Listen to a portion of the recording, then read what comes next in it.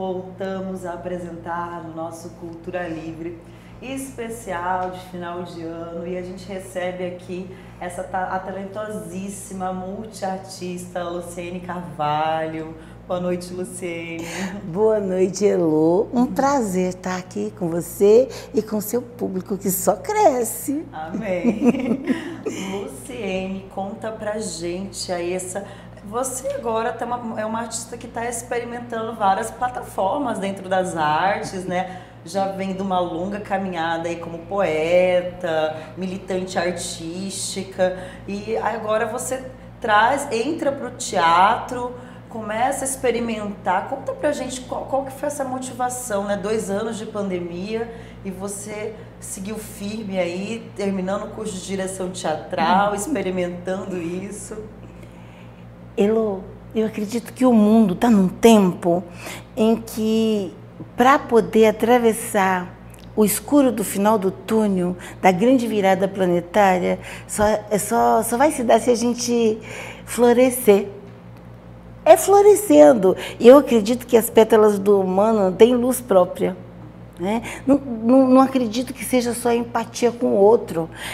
O movimento que eu sinto dentro de mim foi empatia comigo, com a realização dos meus sonhos. Eu já vinha de flerte com linguagem, sempre gostei de livros que contracenassem com fotografia, com artesanato, com música. Eu sempre quis ir para além e percebi uma plasticidade na poesia. Mas eu sentia falta de uma punção. Eu não, de vida mesmo. Eu estou falando de Eros, de Thânatos, de punção de vida. E eu percebi, andando no Mato Grosso, que o Mato Grosso urge. A realidade do desenvolvimento do Mato Grosso agora são cidades que às 10 horas da noite, quando muito, tem um baguncinha. Elas não têm cinema, elas não têm shows, elas não têm, enfim, elas contam com as rádios, que continuam sendo uma grande alternativa, as coisas de plataforma, de rede social, mas enquanto arte presencial, na minha caminhada de poeta, porque eu sou uma poeta mambembe, né?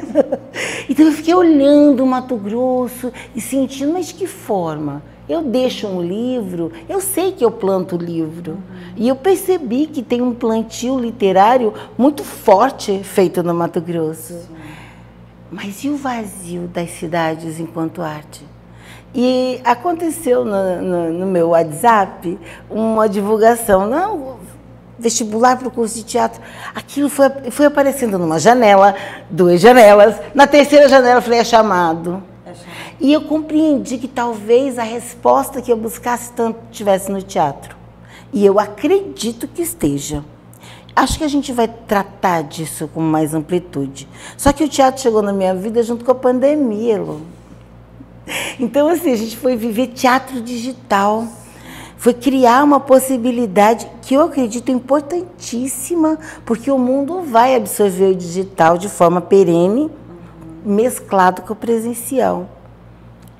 No meio disso, eu tive um infarto. Como eu não morri, ou morri, eu decidi agora. E aí, tudo que estava acumulado, livros, meus olhares, botões, CDs, era a hora. Quando eu voltei, imediatamente eu senti que faltava poesia na oralidade. Elô, ainda é exclusor só colocar a poesia na escrita. O Brasil é recém-alfabetizado. Às vezes eu penso que não é só formar um público leitor, é formar um público que goste de poesia por todos os caminhos.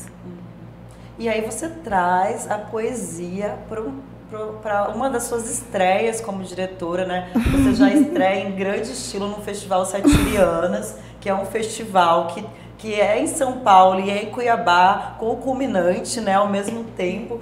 Então aí você estreia com Insânia, que traz essa coisa do elo entre as artes cênicas e a loucura, e também a distopia cuiabana, e traz também para esse lugar de querer levar o que a gente passa pelo dia a dia, o que a poesia escreve, e traz esses dois lugares. Então, como que é, Luciene, estrear já num festival grande, Satirianas, com 2 espetáculos, não contente com um, ela estreia com 2.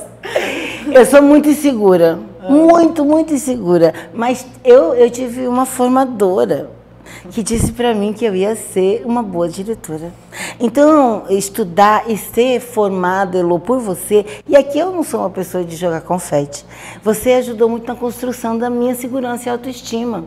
A coisa de você me fortalecer na direção, você deixou claro, não, você está preparada para dirigir. E eu tinha muito medo de estrear.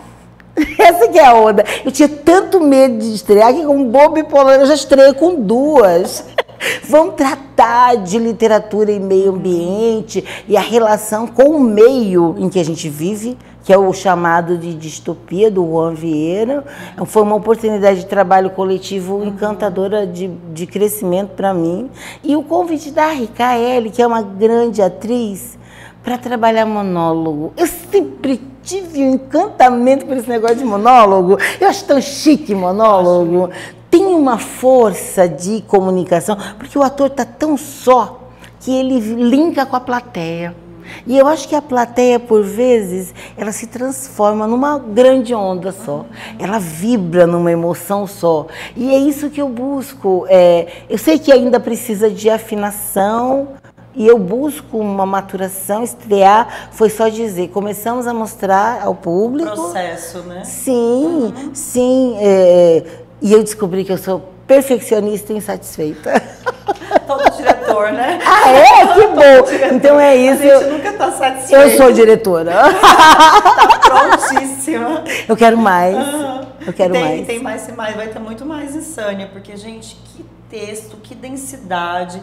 Insânia foi feito para o teatro. Ah, é? Insânia foi feita para o teatro, sabe, Luciene? Quando você assiste, você fala, nossa, Insânia foi feito para o teatro. Lá, quando você escreveu Insânia, alguns anos atrás, você já estava preparando isso, sabe? Se conectando com o que via, porque Insânia foi feito para um monólogo. É incrível como ele se conecta com o teatro, assim.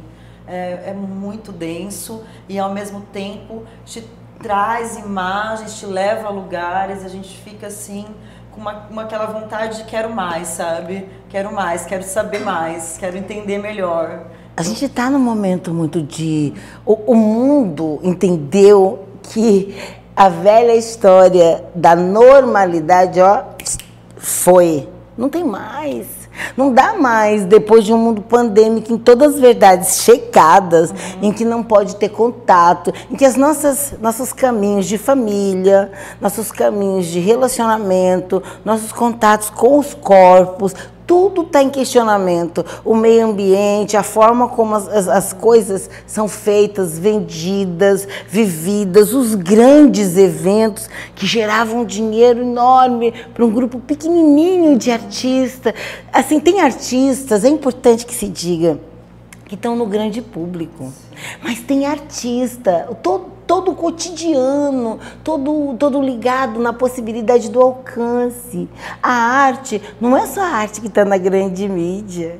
Existe uma arte brotando do lado. Olha na tua família, tem alguém ali extremamente insatisfeito com o cenário. O louquinho, às vezes, da casa é o grande ator. É preciso entender a regionalidade e a proximidade da arte conosco. A arte é condição do humano, tanto quanto a loucura. Exatamente. E gente curada demais, a gente chata. A gente tem que ter um pouco de loucura, a gente tem que ser louco, porque a gente... A cultura popular não é isso? De médico, de louco, todo mundo tem um pouco. Que coisa bonita isso. É poesia. É poesia. É poesia. E falando em poesia, Luciene Carvalho traz 2 livros, né? E faz uma forma diferente. Todo mundo vai lá sentar e ficar assinando os livros, vai fazer um lançamento, um coquetel. Não, Luciene traz para a rua, para as margens, para a periferia e chega aonde onde você quer que a poesia esteja. Então, também foi um ano que você repensou seus lançamentos de livro, Luciene. Como que foi isso? Como que foi pensar essa outra forma de estar com o seu público? tem a ver com o meu vínculo com o hip hop, Elô. A partir do momento que eu entendi que o hip hop tem um papel muito importante enquanto protagonismo periférico, eu comecei a repensar a minha origem periférica, a minha origem negra, que eu discuto lá no livro Na Pele, que já teve o seu movimento, mas eu comecei a pensar o quanto de exclusor que é quando eu coloco num determinado espaço elitista. No local que você lança um livro, você já excluiu de pessoas que não têm dinheiro para o ônibus, para o Uber, que não tem táxi, enfim, pessoas periféricas que não tem como fazer esse movimento. E eu digo, mas e aí? Eu vou lançar em espaços periféricos? Oi? Eu vou lançar. Oi? E esse movimento de rua? Não está na hora de aglomerar. Esse é um momento intrapandêmico. E artista tem compromisso em ser referência de um povo, inspiração de um povo. É muito importante que cada artista seja muito conectado com o que é que ele está transmitindo enquanto referência para a população, para o povo de uma terra. Né? Então, voltando ao lançamento, eu pensei, e agora? O que eu faço? A gente já vinha trabalhando, eu estou falando os aquilombados lá do quintal, eu, Mano Raul, a Rapper Azul, a gente já vinha refletindo no outro caminho. E aí eu cheguei pro Raul e falei, Raul, o que você acha? O Raul, ele é mais comedido em algumas circunstâncias, porque ele pensa estruturalmente. Produção, né, Lucélia? A produção. Eu tenho um voo delirante. E ao mesmo tempo eu não podia fazer muita coisa. Tu não tinha muita verba? Não, o dinheiro foi no fazer os livros, o dinheiro era para os livros, não teve dinheiro nenhum. Teve uma Edna Sampaio que resolveu dar o carro de som. E aí a galera do hip hop, um cara chamado P3, que fez o CD, gravou poemas e contos num pendrive.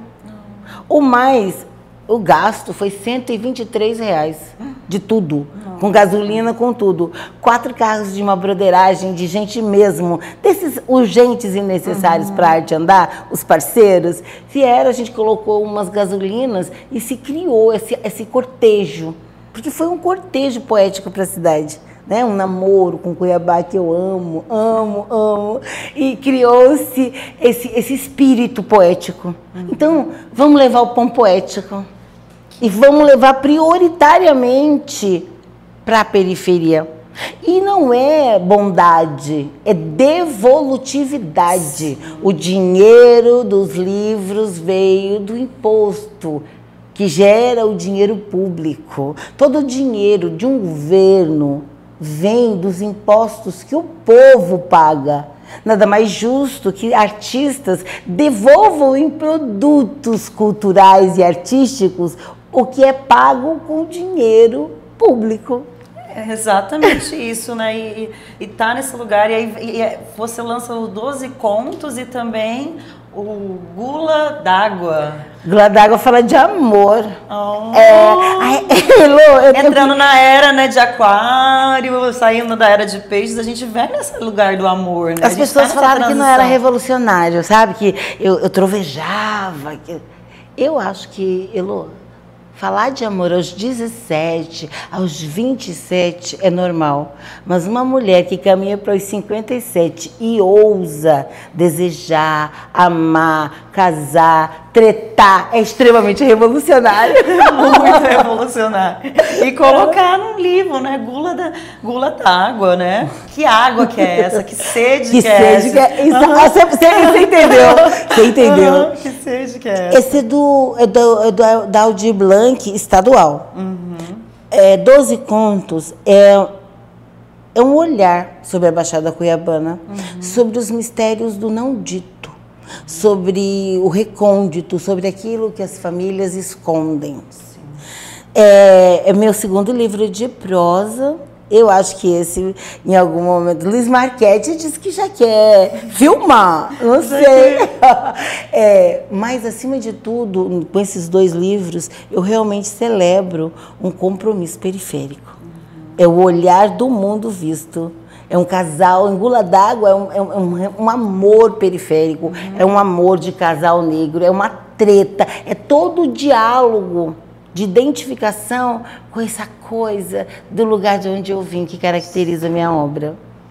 E aí também temos o CD Centelha, né? Que nada mais, nada menos com Ebinho Cardoso. Luciene também quer estar nas plataformas digitais, aí já está em todas as plataformas, você que está em casa e quer escutar Centelha, essa poesia marginal linda que está aqui, com essa sonoridade do Ebinho Cardoso, essa coisa de enluarar. Nós vamos enluarar esse país. Luciene está enluarando o mundo, porque dentro das plataformas digitais é possível ser escutada pelo mundo todo.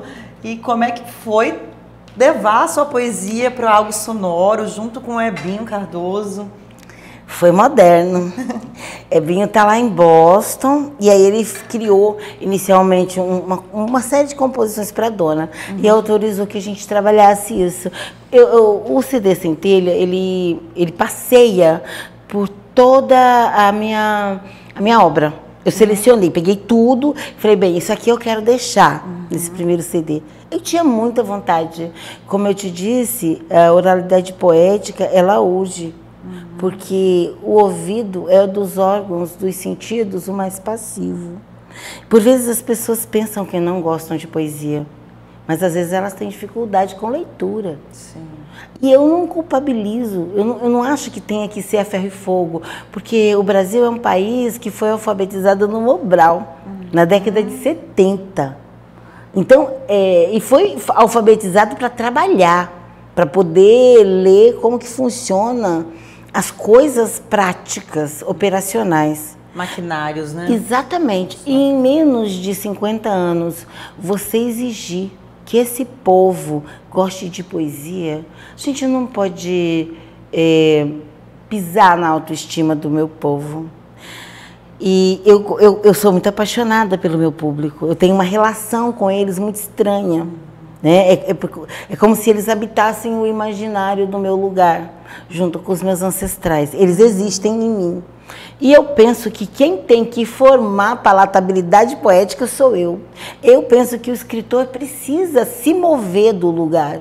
Eu penso que livro não tem que chegar só às escolas, isso é elitismo. Uma pá de pessoas fugiu da escola, porque a escola é um lugar que exclui, que estigmatiza. Eu penso que mulheres que engravidaram e foram formar famílias anseiam por poesia. Às vezes nem sabem disso.